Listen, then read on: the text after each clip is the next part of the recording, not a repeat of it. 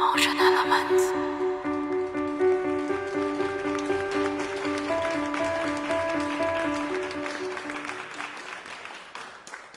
Hola a todos. Hace aproximadamente 29 años me dieron por nombre Jesús Mendoza Cepeda. Nací en una comunidad. Veamos dónde. Es una comunidad que se encuentra en el municipio de Valle de Bravo, entre dos comunidades.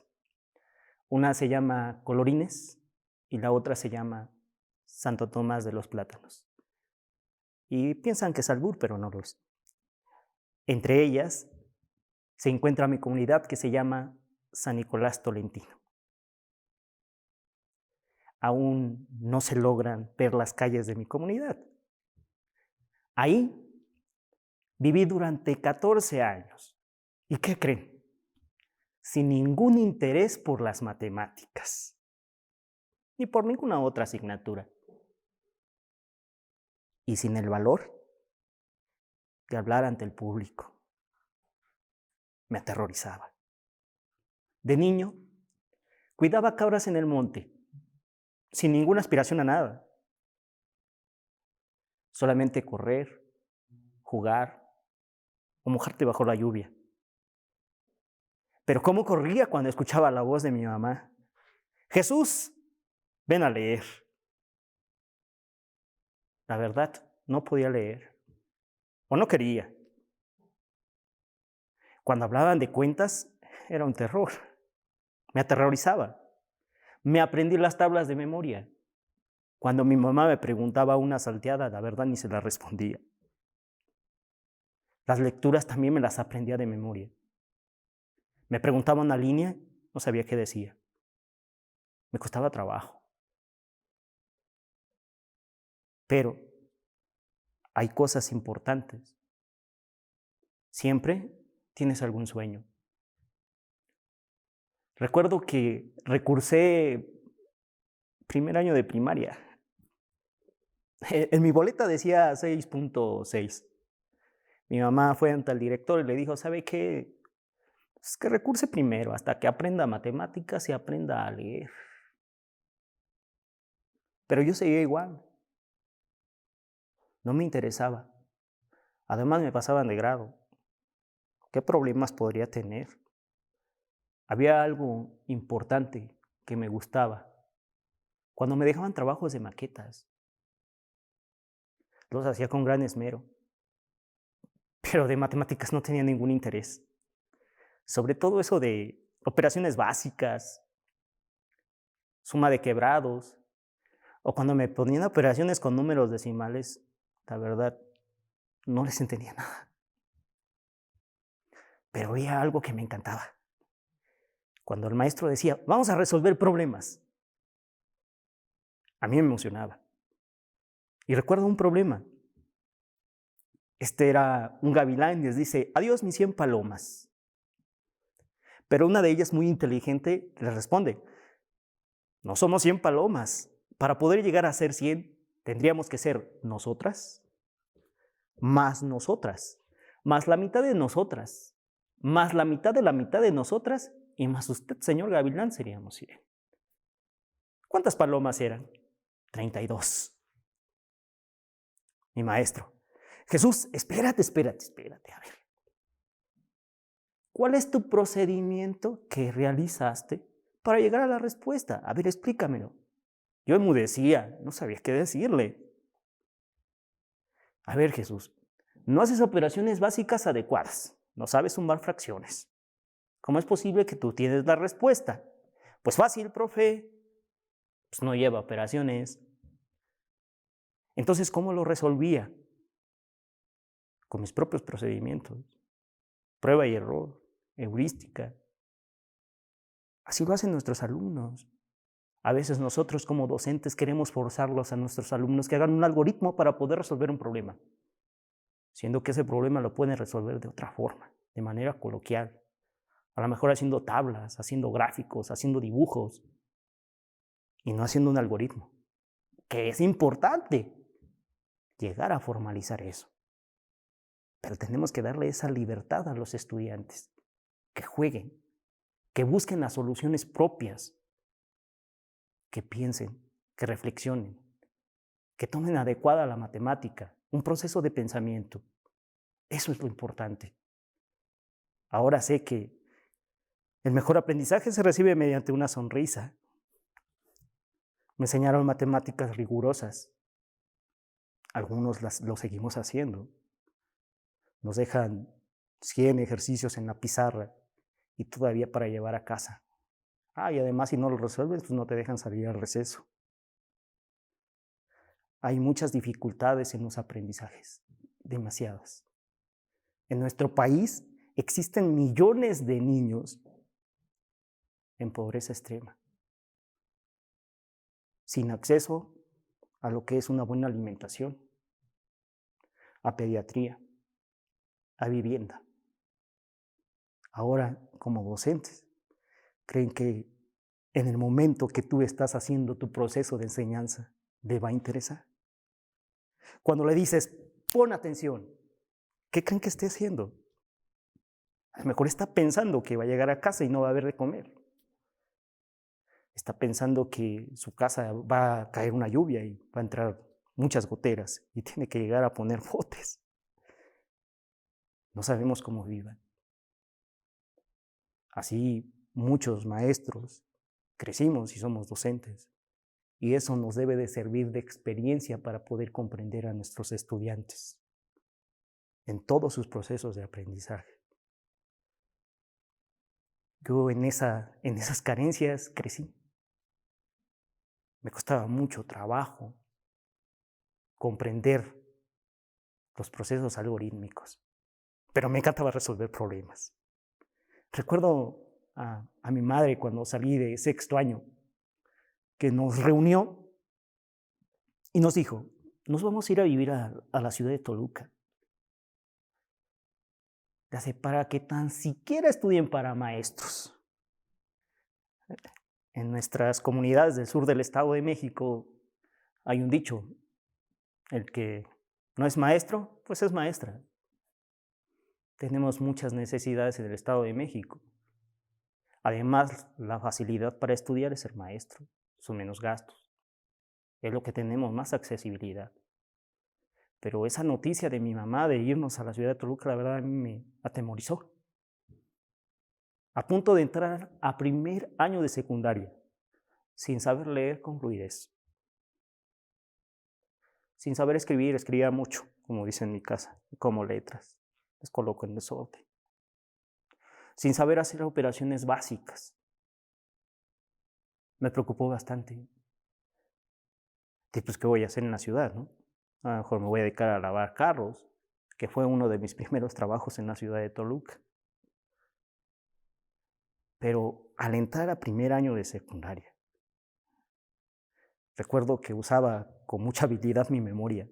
Los maestros nos daban unas guías de estudio. Yo me las aprendía de memoria. Me empezaron a gustar las matemáticas, sobre todo a resolver sistemas de ecuaciones, porque me dejaban salir temprano al receso, incluso 20 minutos antes. Me empezaba a interesar las cosas. Me empezaba a interesar o apasionar las matemáticas. Le eché todas las ganas y tuve el primer lugar de mi grupo. Recuerdo que mi mamá me entregó un reconocimiento ella misma, porque era parte de la mesa directiva y estaba en el presidio. Todas estas historias me llevan a ver a mis alumnos también, sus vivencias que ellos tienen, cómo están en el aula. ¿En realidad están interesados en lo que tú le estás mostrando en el pizarrón? ¿O están pensando cómo llegar a casa y enfrentar a los problemas que tienen en ella? Todos hemos vivido experiencias no gratas y eso, como docentes, nos debe de ayudar a comprender a nuestros estudiantes. Pero, en fin, llegó aquel día, recuerdo 1 de agosto de 1994. Por la noche, mis 4 hermanas, mi hermano, yo y mi madre, empacamos algunas cuantas cosas para emigrar a la ciudad de Toluca. El 2 de agosto de 1994, aproximadamente a las 3 de la mañana, Salimos de nuestra comunidad en una camioneta Nissan, conocidas como Estaquita. Yo veía a mi mamá muy seria y ahora yo me imagino, ¿no? En su mente con toda la fuerza, con toda la voluntad y con todas las esperanzas de que sus hijos tan siquiera estuvieran para maestros, tan siquiera. Yo no estudié para maestro, no soy maestro de formación. Estudié la carrera de ingeniero agrónomo industrial, también con muchos esfuerzos. Pero al llegar a la ciudad de Toluca, llegué a una colonia no, no muy grata tampoco, y ahí cursé segundo año de secundaria y tercer año en otra escuela. Ingresé a bachillerato de la universidad. No fui un excelente estudiante, no era un excelente estudiante, no era un estudiante sobresaliente. Incluso algunos de mis compañeros me decían, es que es un churro. ¿Cómo pasas las materias? Si las vas pasando nada más. Digo, es que yo voy por el examen, digo. Pues no puedo comprar antologías, materiales, etcétera. Lo que me queda es el 60% de examen que manejaban en la universidad y echarle todas las ganas. Ahora en la actualidad encuentro algunos compañeros de preparatoria y muy irónicamente me dicen, Jesús, es que la verdad a ti no te veíamos futuro. No sé cómo pudiste estudiar. Recordamos que llegabas todo sucio a la escuela, lleno de tirol o de mezcla, porque a veces me levantaba muy temprano para ir a echar tirol y avanzar unos cuantos metros, pues para tener algo poco de dinero. Estas vivencias también deben de hacerles entender a los estudiantes que trabajan. Tenemos muchos estudiantes que trabajan y sobre todo en nivel medio superior, que a veces su prioridad es ir a trabajar que ir a la escuela. Entonces también hay que repensar la educación en nuestro país. Se tiene que repensar mucho. Pues ingresé a la licenciatura, ingeniero agrónomo industrial. Mis maestros me preguntaban, oye Jesús, ¿y qué vas a hacer saliendo? Digo, pues yo voy a dar clases de matemáticas. Así pues entonces no necesitas estar aquí. Necesitas irte a una escuela normal de enseñanza de las matemáticas o irte a matemáticas. Yo estaba con la seguridad que iba a dar clases. Casi al terminar mi carrera tuve la oportunidad de dar clases de matemáticas en una preparatoria abierta. Ese día marcó para siempre mi vida. Amé y amo la matemática, y sobre todo matemática educativa. Me gusta enseñar matemáticas. Trabajé mucho tiempo en escuelas particulares, siempre con la misma convicción. Motivar a mis estudiantes, enseñarles, mostrarles. Casi todo está dicho. Dicen que nada es nuevo bajo el sol. Pero sí puedes mostrarlo, pueden reestructurarlo y dejarlos que lo hagan por su propia voluntad. Y buscar procesos adecuados de enseñanza para formalizar la matemática. Trabajo en prepas del Estado, igual con la misma convicción, siempre buscando concursar en lo de experiencias exitosas con las actividades de los muchachos en matemáticas. Me gusta. Estudié la maestría en matemáticas educativa y mi trabajo de tesis, irónicamente, fue sobre fracciones. Sentido y significado de la división de fracción. Con muy buen resultado. Mención honorífica. Ese día también fue satisfactorio porque me acuerdo que me estaban dando el dictamen y yo nada más estaba volteando a ver a mi mamá. Pues diciéndole, ¿ves que sí se puede? Todo con voluntad, esfuerzo, convicción. Eso es lo importante. Me atreví a hacer antologías de trabajo en una editorial de matemáticas para bachillerato desde el 2008. Y sigo trabajando en ello y sigo mejorándolo. Me gusta compartir los aprendizajes con mis colegas, impartiendo talleres con los maestros. Pero sobre todo, formar parte de un gran equipo, una asociación, Asociación Mexiquense de Matemática Educativa, en el Estado de México, que buscamos esas nuevas formas de poder transmitir la matemática educativa. Y sobre todo, cómo democratizar las matemáticas, hacerlas democráticas, que toda persona tenga acceso a ella. ¡Qué maravilloso sería escuchar a las personas decir, operaciones básicas, sí, están muy sencillas. Fracciones, sí, también. ¿Cómo hacerlas de manera social, coloquiales, democráticas? Pero no una matemática tampoco de algoritmo, sino también una matemática de pensamiento.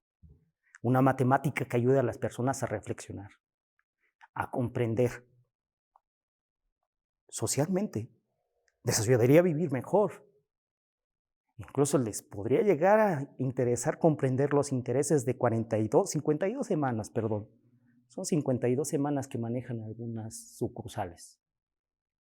Podrían llegar a comprender que están pagando lo doble o lo triple si no pagan a tiempo. Si tuvieran una matemática democrática, que todos tengan acceso a ella, que todas las personas la conozcan, podríamos mejorar de manera social. Es importante, como maestro de matemáticas, también formalizarla, claro. No estoy diciendo que el algoritmo lo dejemos a un lado. Es importantísimo también el algoritmo. Pero hay que comenzar por algo, socializarlas. Que todos tengamos acceso a ellas. Que ninguna persona se sienta excluida de ellas. Es que a mí no me gustan las matemáticas. O que tienes compañeros docentes que estudiaron físico-matemático, uno que estudió español, otro que estudió física, y parece una torre de Babel. Es que él es de matemáticas. Es que él es de física. Fragmentamos también como docentes esa comunicación. Nos sentimos excluidos y a veces el que da matemáticas se siente como un dios. Siente que su materia es lo más importante, siendo que debe de incluir a todos. Es un proceso de pensamiento, un proceso de reflexión, no es todo un proceso de algoritmos tampoco. Escuché a un docente que dice que la matemática es la vida. Digo, es que no es la vida. Entonces, digo, es parte de la vida. Porque si fuera toda la vida, entonces podrías crear algoritmos que te hicieran sentir menos infeliz. Podrías manejar tu vida de manera predecible, sin tener ninguna dificultad. Es importante repensar la enseñanza de la matemática. Y, por ejemplo, yo tengo una pregunta todavía que no me he podido resolver adecuadamente. ¿Por qué cuando mi maestro me preguntaba, Jesús, explica el algoritmo o tu proceso que te llevó a la respuesta, por qué no podía hacerlo? ¿Por qué nada más podía platicárselo? ¿Por qué no podía transcribirlo, crear un algoritmo para crearlo y explicar esa respuesta que necesitamos hacer como docentes? Y véanme aquí, ahora, frente a ustedes, con una pequeña historia de mi vida, de cómo soy docente de matemáticas, todavía buscando cómo hacer una mejor matemática educativa. Les agradezco. Soy Jesús Mendoza Cepeda, maestro de matemáticas y creo en la